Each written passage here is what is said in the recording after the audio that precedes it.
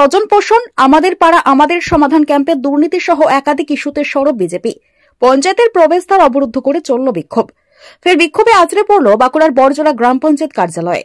স্বজন পোষণ, আমাদের পাড়া আমাদের সমাধান ক্যাম্পে দুর্নীতি, পর্যাপ্ত লাইটের অব্যবস্থা সহ একাধিক ইস্যু নিয়ে সরব হল বিরোধী বিজেপি শিবির। এদিন বড়জোড়া পঞ্চায়েত কার্যালয়ের মূল প্রবেশদ্বারকে অবরুদ্ধ করে বিক্ষোভ দেখাতে থাকে বিজেপির পঞ্চায়েত সদস্যরা। বিজেপির দাবি, পঞ্চায়েত প্রধান ইচ্ছে করে নিজের লোককে পঞ্চায়েতের টেন্ডার পাইয়ে দেয়। একাধিকবার বলা সত্ত্বেও রাস্তাগুলো অন্ধকারাচ্ছন্নই হয়ে গেছে, কোনো ব্যবস্থা করেনি পঞ্চায়েত। সামনে দুর্গাপূজা আসন্ন, রাস্তাঘাটগুলির অপর্যাপ্ত লাইটের জন্য অসামাজিক কর্মকাণ্ডের আশঙ্কা করছে তারা। অবিলম্বে এর সমাধান সূত্র না খুঁজলে পরবর্তীতে আন্দোলন আরও বৃহত্তর পর্যায়ে নিয়ে যাওয়া হবে বলে হুঁশিয়ারি বিজেপির। যদিও বড়জোড়া তৃণমূল পরিচালিত পঞ্চায়েত প্রধান সোমা মণ্ডলের দাবি, বিজেপির অভিযোগগুলি ভিত্তিহীন।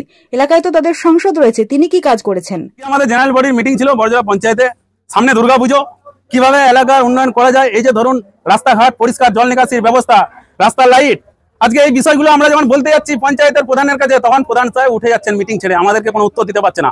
অথচ কোটি টাকার উপরে হোম ফান্ডের টাকা আছে।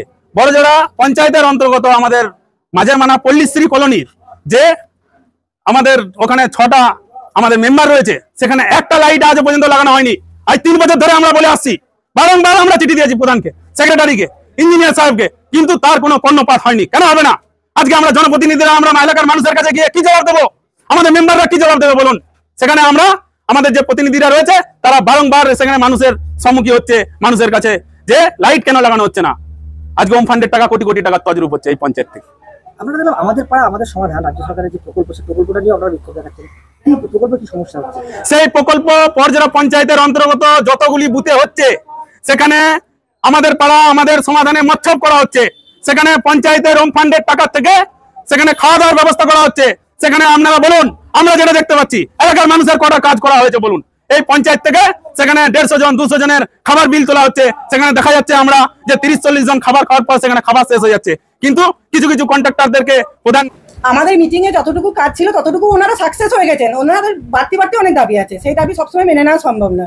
ওনাদের এমপি কি করেছে সেই কয়পত্র আমাকে আগে দেখ। আমরা তো দল থেকে সবই করে যাচ্ছি, ওরা বিরোধী দল, ওরা অনেক রকম বলবে।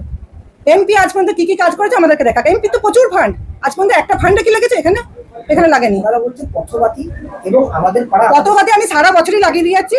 পুজোর যে টেন্ডার আছে সেই টেন্ডারও হয়েছে, 11 তারিখে ওপেন হবে। ওপেন হওয়ার পর আমরা সব এলাকায় লাইট লাগিয়ে দেবো, এই কথা আমি দিয়েছি।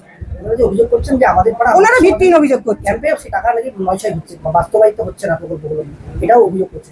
ওনারা যেটা দাবি করছেন, ওনাদের এলাকায় কিন্তু এখনো পর্যন্ত পাড়ায় সমাধান হয়নি। ওনারা যেটা দাবি করছেন মিথ্যা দাবি করছেন। ওদের আগে হোক ওদের পাড়া সমাধান না করে ওরা মিথ্যা করছে কি করে, মিথ্যা বলছে কি করে? স্বজন পোষণের অভিযোগ করা হচ্ছে না, মিথ্যা, এগুলো সবই মিথ্যা।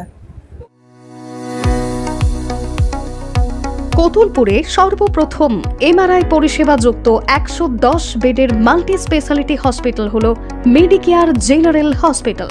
স্বাস্থ্যসাথী মান্যতাপ্রাপ্ত এই হসপিটালে রয়েছে AC, non AC cabin, modern OT, ICCU, NICU, micro surgery, dialysis বিভাগ, ব্রেন ও spine surgery, cancer surgery, lift সহ নানান পরিষেবা।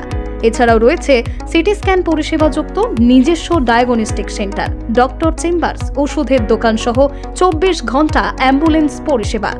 24 ঘন্টা অ্যাক্সিডেন্ট এমার্জেন্সি, রোগীর সুচিকিৎসা, সুপরিষেবা এবং সুস্বাস্থ্যই হল আমাদের মূল লক্ষ্য। ঠিকানা সরিষাদিঘি, কতুলপুর, বাঁকুড়া। যোগাযোগ নম্বর 9434216662 অথবা যোগাযোগ করুন 9732212924 এই নম্বরে।